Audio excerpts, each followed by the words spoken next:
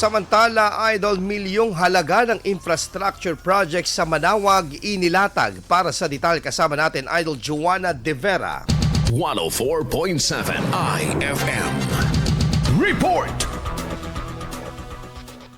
Positibo ang lokal na pamahalaan ng Manawag sa progresong maidudulot ng mga nakalinyang proyekto para sa sektor ng agrikultura, turismo at kalusugan ngayong termino. Sa ginanap na pagpupulong ng Municipal Planning and Development Office, inilatag ng ehekutibo ang mga nakalinyang proyekto sa bayan katuwang ang mga barangay council. Isa sa tututukan ay ang pagpapabuti sa serbisyong publiko at milyong halaga ng infrastructure projects tulad ng 20 million pesos na pondo para sa rehabilitasyon ng Rizal Park, 14 million pesos na pondo para sa konstruksyon ng pasalubong center sa tabi ng Basilica, pagpapatayo ng command center, animal bite center, pagbili ng bagong fire trucks at iba pa. Nanindigan din ang opisyal na maglalaan ng pondo para sa farm to market road sa mga barangay upang matulungan ang mga magsasaka. Iginiit ng tanggapan ang kahalagahan ng koordinasyon sa bawat sangay ng gobyerno upang maisakatuparan ang mga proyekto para sa kaunlaran ng bayan. Kasama mula rito sa IFM Dagupan, ito si Idol Joanna De Vera, Tatak IFM.